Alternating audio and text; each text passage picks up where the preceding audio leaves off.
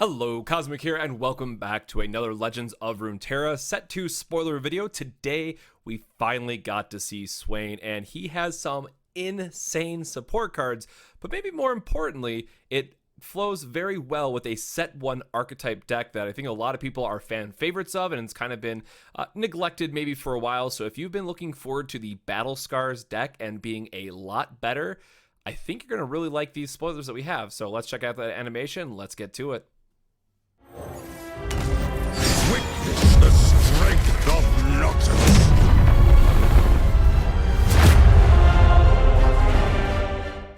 So to start, as always, we have the champion card itself, Swain. It's a 5-drop. It has fearsome, which is great, so it has the ability to hit your opponent's Nexus a little bit easier. And it's a 3/6, so it's very, very tanky in this case. But what's interesting here is the Nexus Strike, deal 3 to the enemy Nexus. So generally you're going to want to play this in a deck that has a way to make sure that he can get through for damage, or you just hit their bigger units where fearsome lets him sneak through if they're playing a lot of spiders. There's quite a few different ways you can do that, but what does this really pay off is when you've done 12 non-combat damage this game. So really what this means is quite literally anything, Mystic Shot, Static Shot, those type of things. If you have the Battle Scars effects, which we'll talk about more, those are all going to count with the Shadow Isles cards with like Absorb Soul. All those things that are not quite literally two enemies smacking into one another right in combat when they're in that center row should work towards this. And there's a ton of great support cards that are going to help enable this, but then he does have that kind of own level up condition built into him where him just connecting is going to get you, 25% of the way there. So what is the payoff really for all this? So, if you're being a more aggressive deck, generally speaking, 12 is a lot to hit. So it's not going to go in more your hyper aggro list. It might go in more mid-range and control list. But then you see here, once he levels up, again, going to 7 HP, it's extremely, extremely tanky, retains fearsome. But when you deal non-combat damage, so again, anytime that you ping something, basically, to the enemy Nexus, stun the strongest back row enemy. A lot of people have been asking, what does back row mean? In this context, it just means what's on the bench, or in this case, just not in combat, right? Because the way stun works, if you think about the Yasuo deck, that if they're in combat, it'll remove them from it, and then that means all of the overwhelm damage, if you had a unit that had overwhelm, would go through. So probably for a balance reason, they decided to do this. But then what's insane is the Nexus Strike ability. Deal 3 to all enemies. If this connects, I mean, unless they are playing like a Freljord Hearthscar deck where they have all +1/+1, connecting with one of these is most likely going to finish off your opponent's weaker creatures and or just be a one-sided board wipe. So I think personally, in terms of pure power and what this wants to do for its level up, right? Quinn is nice because it gives you multiple attacks. Sejuani gives you the full freeze effect. Maokai is nice that it obliterates your opponent's deck. And I've done videos on all these, so if you haven't seen any of those spoilers, time to catch up and go look at them. But I think in terms of the power that this has and the other decks that it goes with, this is probably the strongest champion that we've had spoiled so far. Now, keeping in mind it's super early. This is only the 4th one revealed, and we're getting, 1 for each of the existing regions, and then 6 more, or 5 more, excuse me. So we have a lot more coming, but those are all going to be in Blygewater. So it's not, they're getting their first region, right? So it's not as comparable as, say, the original 4 to, adding a +1 here, if that makes sense. So I'm really excited for Swain. I don't typically like Noxus, right? Because as of right now, it focuses primarily as a support region in a lot of cases. If you think about the Yasuo deck, or Battle Scars, it really kind of takes a back seat in a lot of ways. But otherwise, it's just a very aggro-focused region. I think here it's finally going to get a little bit more time to, have light shown upon it. And I think Battle Scars is going to carry that a lot of the way. But I think also Shadow Isles can be a very nice spot for this.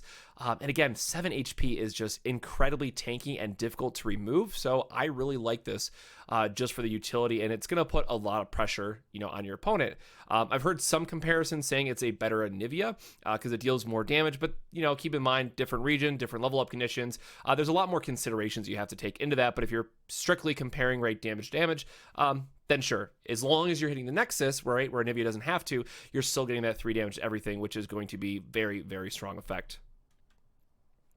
Moving on from there, the one thing that Riot did a little bit differently is they didn't just give us one spell. So we're not 100% able to confirm which one of these is his champion spell. I'm going to assume Ravenous Flock, just because, just thematically, right? It probably would make the most sense.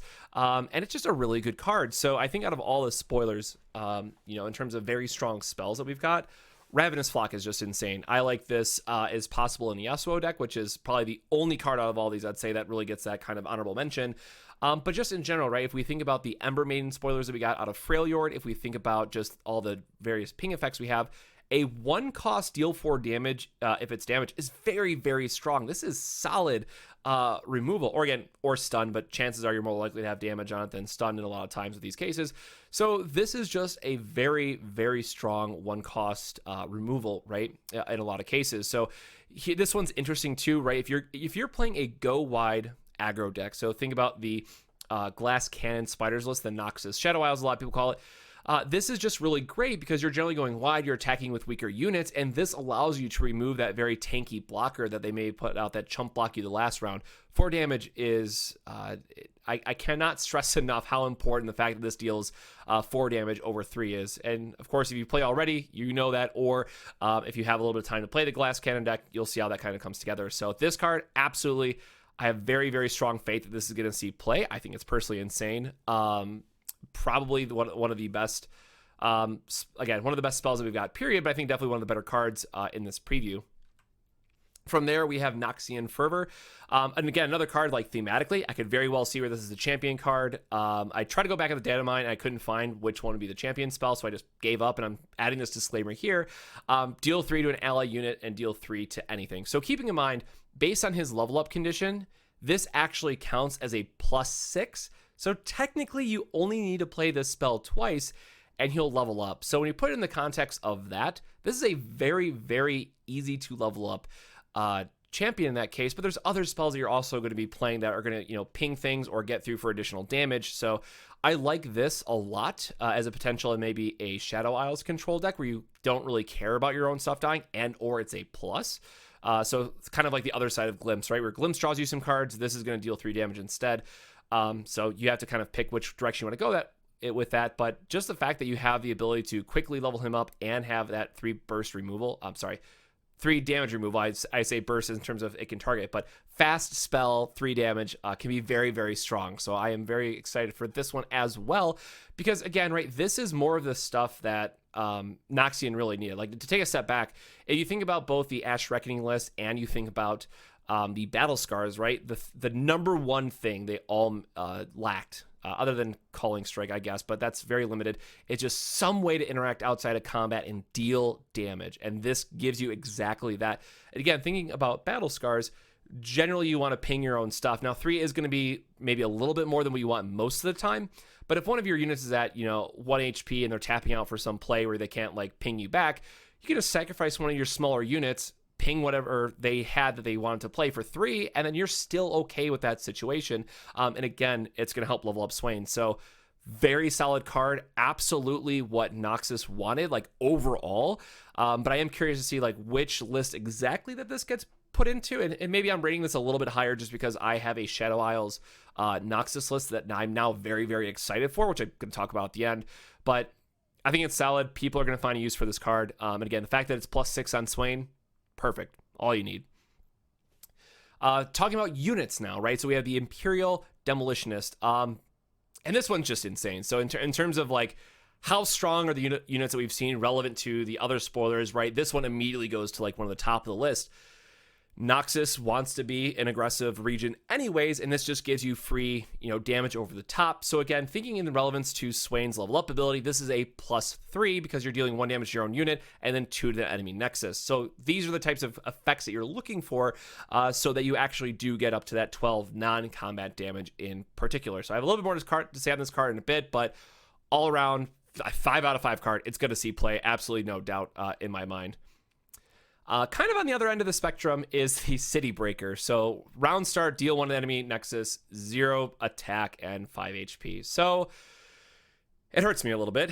And it's a rare, so I'm glad that they made the common like stupid good so everyone can get access to it, right? That's a huge plus. But the Citybreaker is just really missing the mark for me. Quite honestly, I would expect this to get buffed at some point down the line, because they really want this to be as an auto include in terms of the synergy behind Swain. And I get it, right? The round starts, so it's every single round.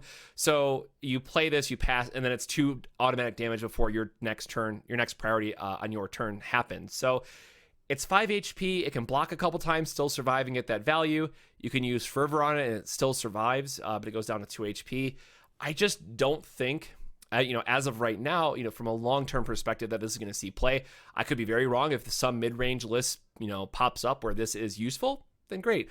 I'd love to see it, but just as it is, like 4 cost is just so difficult right now just to play this do nothing 0/5, right? And especially with the more hyper-aggressive decks, you might get a blocker for a turn, but then you're trading off, your effective life total plus 1 ping on the Nexus. What did you really do? So the 5 HP might be the saving grace for this, but I'm really not sold on the card. I'm still going to try it, but not a lot to really say about it. And maybe there's some more support coming right out of the cards we haven't seen yet. There's still 5 more Noxus cards that are coming, and at least a few of those will be these kind of ping the Nexus types of effects. So maybe we get something better, right? Maybe there's another card that combos with this where you don't mind playing this on 4. It'd be very interesting to see if that happens. The other card that I am absolutely ecstatic for is Leviathan. This card is insane. I know the disclaimer up front. Everyone's going to say it's 8. It's so late game. It's difficult to resolve and have it stick on the board for value. I get that. But a thing that like Noxus really didn't have, and please don't say Captain Farin, it didn't have a solid way to have that high-end drop that really says, if you don't answer this, it's going to take over the game. And just a 5/8 overwhelm, like the stats itself are beefy, and you're going to have a really hard time killing this thing in combat. Also a little funny that a boat has overwhelm, but hey, whatever, I'll take it. But what I really love about this, it draws a Swain. So it tutors for you, in a lot of cases, what's going to be your win condition. Now, the awkward kind of play pattern that happens here, because it costs 8, you have your attack priority, you play it, you get to attack, whatever. The next start of the round, it deals enemy damage, but then after that, you get to play your Swain, and then the turn, that's going to take up most of your mana, it costs 5, and then after that is when you finally pull off like the grand turn of things that you want to be doing. If all that happens, you've already hit for 8, where I gotta imagine the Swain's already going to finish it off at that point. Just the fact that this gives you another card in Noxus to your hand that's going to be relevant, since you are building around Swain in this case, right? His level up is still very threatening. I love everything about this card. And then, of course, the combo, as it were, as you saw if you watched the video on YouTube or Twitter, depending on wherever you saw it. If Swain's in play, the reason why the round start is so relevant and that it's a deal 1 3 times, not just deal 3 damage, is that for every time it pings while Swain is in play with his level up condition, you're going to stun an enemy unit. So the first one pings, it checks the enemy unit to stun, it stuns it, and then it keeps going down that process where you're going to have three of your enemy's units stunned, assuming they even have 3 on the board. Then, depending on what else you have on there, it's going to be very difficult to block that. You're going to have a overwhelm and a fearsome unit at a minimum that are coming through. There's a lot of interesting things that we can do with this, but ultimately it's depending on the metagame how it's going to shift. But I think that the fact that it draws you a Swain, doesn't put it on top of deck, goes to hand, I think is very, very strong for Noxus and kind of exactly what they wanted. And really what everybody wants when you have one of these built-in types of champions, right? Like, I want something other than Entreat that draws me a Yasuo, right? But we're not going to see it now because I can't imagine it's going to get support in the rest of this set or even set 3 based on their design philosophy so far. But hey, maybe one day. Like, this is a very, very strong effect. And again, I realize the handicap here is that it costs 8 and that's when the game should be ending anyways, but I like what it does. It's very strong for the effect. It has a huge body and does a lot of damage. So I like it. I think I'm definitely going to be playing it in my list. I am very excited to see this as an opportunity to really pull off some strong turns with Swain. But yeah, I can see where some people, might just pass up on it. Now, kind of more the combo-driven things in terms of, where are we at. So Aggro got a noticeable buff, didn't it? Right? So this is more like the Battle Scars types of stuff that you would see, but just in this 2-card combination. Now we have 4 damage to your enemy Nexus. So if you love aggressive decks and if you're someone that just wants to go face, I mean, this is great. This is a very fine 2-drop to be playing, and 4 damage potentially to the Nexus is nothing to sneeze at. It's going to be strong, right? And there's no way to interrupt these 2 combo cards as they go together unless you kill the Disciple before they can play the Demolitionist, right? But very strong. Happy to see it. I think we're going to see this a lot in the next meta. Going on from there, as I kind of was leading up to this point, is the Undying with Absorb Soul and Noxian Fervor. So Absorb Soul, as someone actually pointed out, shout out to Cryptini on Twitter, based on the way that Grasp works, and because it's any non-combat damage, Drain should actually work in this case. So you play the Undying because you just get a unit back every single turn. You get to get Drain for health, right? So you're healing up against some more aggressive strategies, and then you can also use Noxian Fervor on Undying, which again is going to help power it up, but then you just also have that kind of recursion where that unit just can keep coming back time after time after time. So very strong effect that you're going to be getting, and personally where I'm excited for to kind of lead this and see how it's going to treat us. And with that, that's all the Swain spoilers. So definitely, again, I think this is my favorite so far from a real competitive deck standpoint. This adds a lot, not only for its own archetype, but for existing ones, maybe are even more exciting to be playing. And then also buffing aggro, buffing battle scars, right? If there's so many things that you can be doing with this list, I think it's going to be one that a lot of people are very, very excited for. So definitely, might be a little quick. There's a lot more cards to go, but I definitely think this is one of the strongest that we've hit so far. And I'm really looking forward to seeing what deck lists people put together as soon as we get set 2 in 13 days or whatever it is for the time of recording this. So what region are you looking forward to most in comboing with Swain to get the most value out of him? Definitely let me know in the comments below. And then of course, you can always catch me Monday through Friday on Twitch at 8:30 p.m. Eastern at twitch.tv/cosmicplays. I try to upload YouTube videos when I can, but it's going to be only 1 or 2 a week once spoiler season ends. And a quick note here, I did mention I was going to do a Callista video. I haven't been able to 100% put the list in a spot where I like it, and I don't want to put out a video just to put out a video and say like, hey, go play this list, and I'm not confident in it. So I might wait on that video until Monday so I have time to play more games, but we'll see. So with that, I'm out. Hope you guys enjoyed this video. Make sure to subscribe for future content. Until then, see you next time.